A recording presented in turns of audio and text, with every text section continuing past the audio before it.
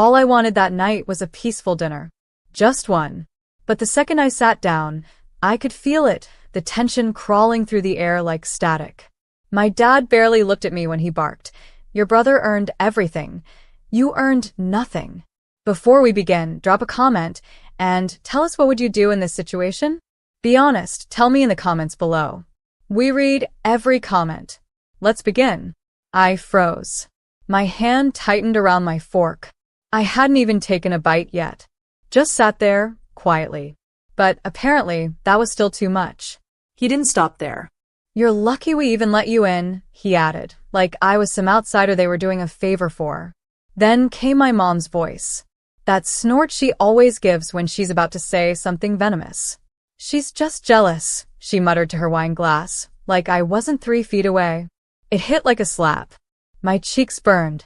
I stared at the table, heart pounding, forcing myself to breathe slowly, like I'd taught myself to do when they cornered me like this. And Chase? My brother just leaned back with his stupid smug grin, swirling wine like he was the king of the world. Probably thought I'd sit there and take it. Like always. I was about to say something, I don't even know what. But then my grandfather stood up at the end of the table. Raymond Foster doesn't raise his voice. He doesn't have to. That's enough, he said, calm but heavy, like a judge handing down a sentence. Chase scoffed. Grandpa, please. We're just being real. Sit down, Grandpa said, with a sharpness I'd never heard from him before. And shut your mouth. The silence that followed? It was terrifying. And then he pulled out this old envelope. Yellowed. Creased.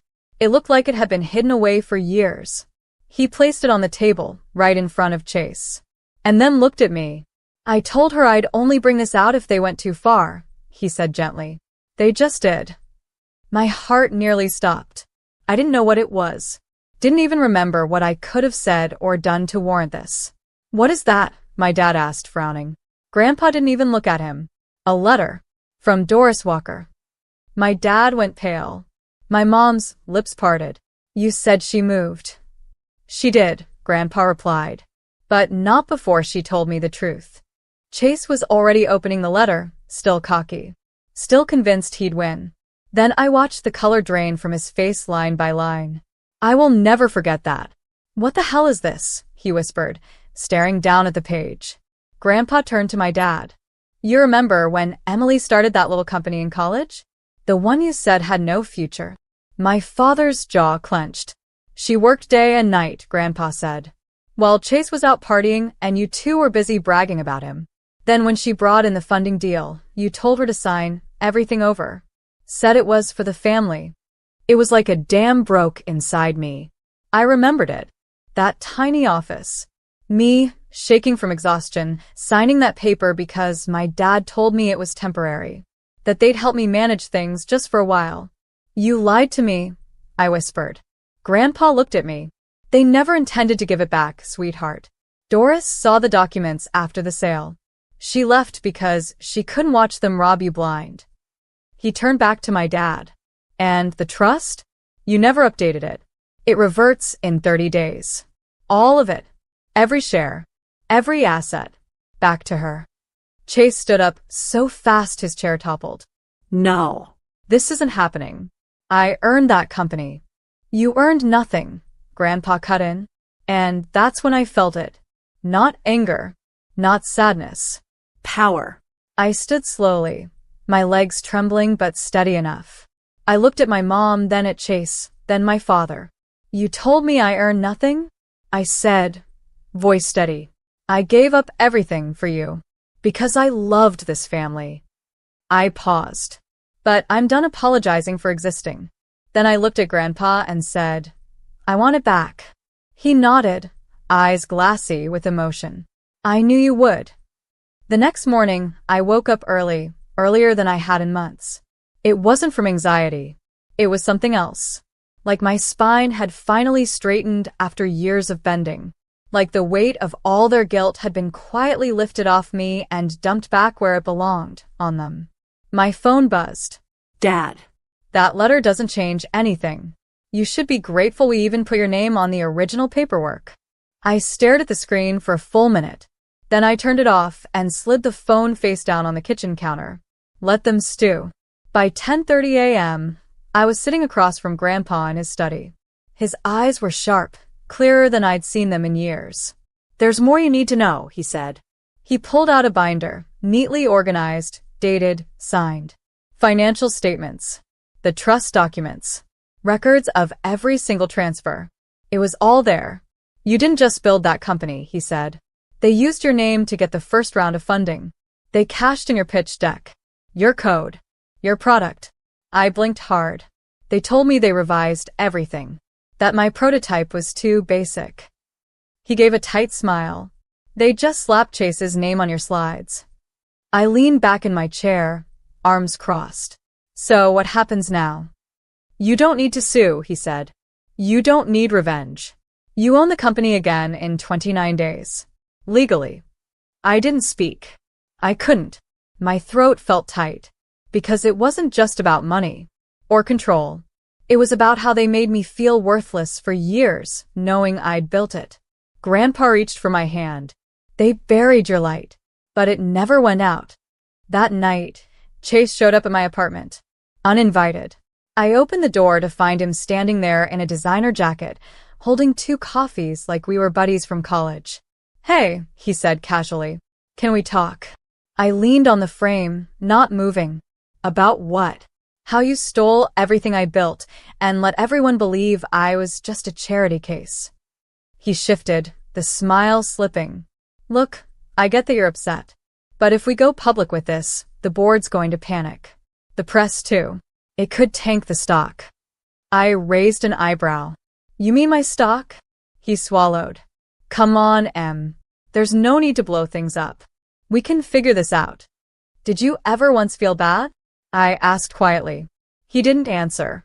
"Did you feel even a little sick when I was folding shirts at a thrift store while you were being interviewed by Forbes?" "Emily, please. I thought you didn't want the company." "No," I snapped.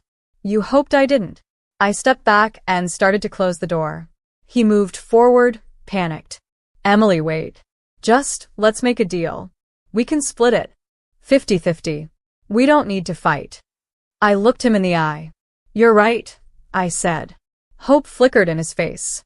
"We don't need to fight," I finished. "Because there's nothing to split. You stole it. I'm just taking it back."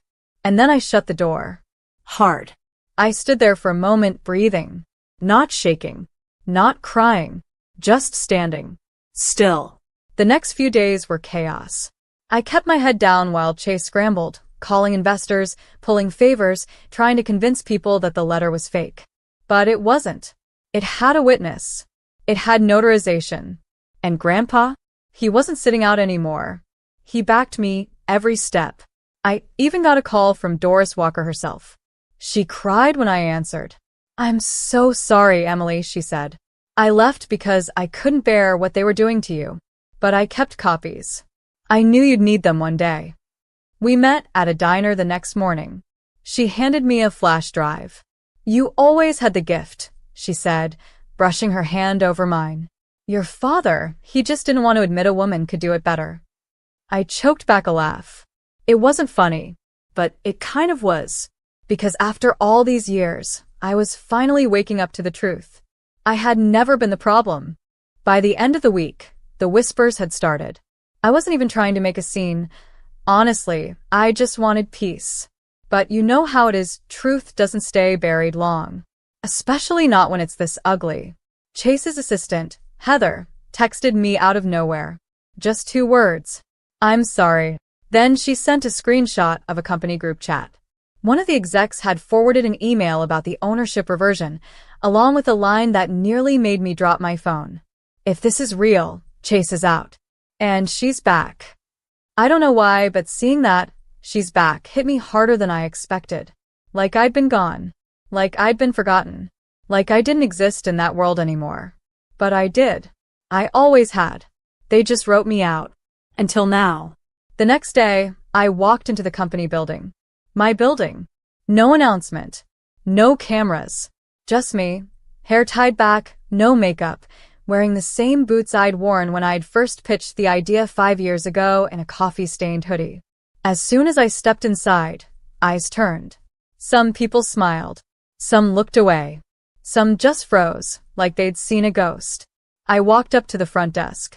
The same receptionist who once told me, "The boardroom is for real partners only," looked like she was about to swallow her gum.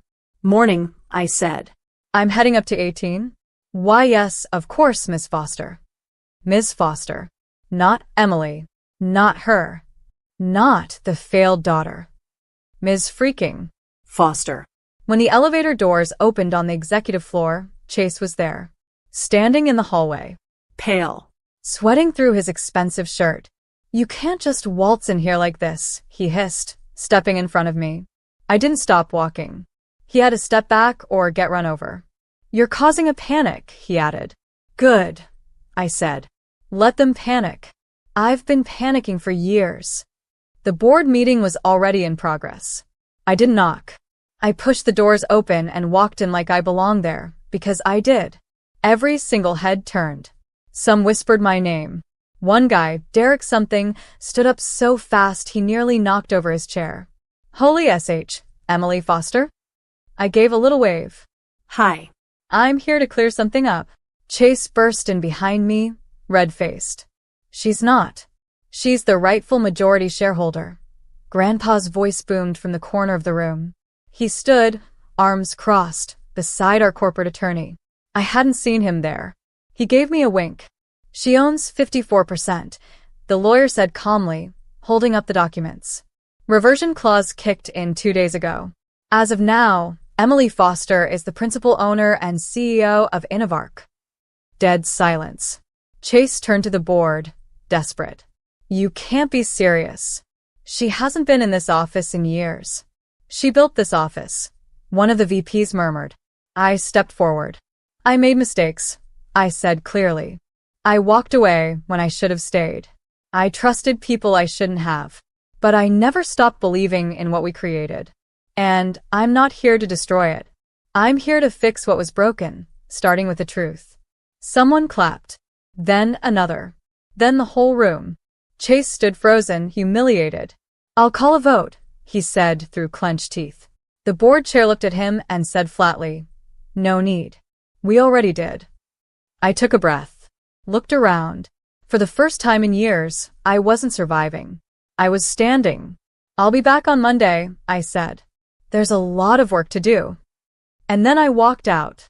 As the elevator closed behind me, I didn't cry, but I did smile, because for the first time, the future felt like mine again. That night, I didn't sleep. Not because I was anxious, because I couldn't stop replaying it. The elevator ride. The stunned faces. Chase, red with rage but powerless. And the applause. They clapped for me. But once the high wore off, the ache came back. Not because of what I'd done, but because of who wasn't proud. My mother didn't call. My father didn't text. Not even a fake "we're happy for you." I wasn't surprised, but it still stung. The next day, I drove out to the old family house. I hadn't been back since the night they tore me down at the dinner table. I didn't go inside. I parked across the street. The curtains were drawn, the blinds closed, but I could feel them in there. Probably still talking about how ungrateful I was. Probably rewriting the story in their heads again. I wasn't there to argue. I was there to let go. So, I pulled out the envelope Grandpa gave me. Inside was a picture, me, age 20, standing in front of the first warehouse we leased for the startup. Smiling. Greasy ponytail. Exhausted, hopeful eyes. I buried it under a tree across from the porch. That was the version of me they never saw. They never wanted to. Let them sit in their silence. I wasn't asking for permission anymore. The company welcomed me back louder than I expected. The moment I walked in on Monday morning, there were flowers on my desk. A card, unsigned, just said, "Welcome home, boss." It was surreal. But I didn't waste time soaking it in. I dove in. Day 1, I fired Chase's cronies, quietly, legally, cleanly. No drama. Day 2, I launched a staff-wide audit of every financial decision made in the past 3 years. Day 3, I made my first boardroom address. I wore the same green blazer I'd thrifted back when I was broke. I'm not here to punish, I told them. I'm here to rebuild trust. Because the people who suffer the most when a company lies aren't the ones in this room. They're the ones in cubicles who believe they're working for something real. There was a pause. Then someone from marketing teared up. Another whisper. She's not like him. They meant Chase. Good. But the personal fallout came fast. My mom showed up at my apartment 2 nights later. No warning. Just a knock and a floral perfume cloud trailing behind her. I opened the door. She looked around like she was expecting cameras. Well, she said, this is cute. I didn't invite her in. She crossed her arms. I just wanted to say that your father's upset. He feels you embarrassed him. I blinked. He yelled at me in front of everyone. And you humiliated your brother. No. I cut in. Chase humiliated himself. I just gave him the mirror. Her lips pressed into a line. I don't want to fight, Mom, I said, quieter. But you don't get to rewrite this. She tilted her head. We did what we thought was best for the family. You mean best for Chase? Silence. I needed you, I whispered. Back then. I needed you to believe me. Just once. She didn't answer. Just stood there. And for the first time I saw it, she couldn't. Not because I was wrong, but because admitting what they did to me would shatter everything she told herself to sleep at night. I'm not angry anymore, I said. I'm free. Then I gently closed the door. And this time I didn't cry. 3 days later, Chase sent me an email. Subject line. Truce. I opened it. We were kids. We didn't know what we were doing. I'm sorry. I mean it. No request for a meeting. No manipulation. Just that. I stared at it for a long time. Then I replied, thank you. I hope you find peace. But I'm moving forward. Alone. 2 months later, I stood on the same stage Chase once stood on during his visionary founder speech. But this time, it wasn't for cameras. It was for the staff. For my people. I want to thank you, I told them, for staying through the noise. For working hard even when the truth was buried. I won't forget that. They clapped. Not out of obligation but belief. And I knew, in that moment, I'd finally earned something bigger than approval. Respect. Later that week, I visited Grandpa at his little house by the lake. He handed me tea. Smiled. You look like your mom did when she was your age, he said quietly. I didn't say anything, but stronger. That made me laugh a little. He reached over, pulled a key out of his pocket. What's this? I asked. To the old house. I signed it over. You don't have to live there, but it's yours now. Your legacy should never be tied to shame. I blinked fast. Thank you. He smiled. You've done what most never could. Not just reclaimed what was stolen, but held on to your heart in the process. I didn't go back to the house. Not to stay. But I visited once alone. Walked through the dusty rooms. Stood in the hallway where my dad once shouted I was worthless. Then I whispered, not anymore. I turned off the lights, closed the door, and walked out into a future that finally belonged to me. No apology.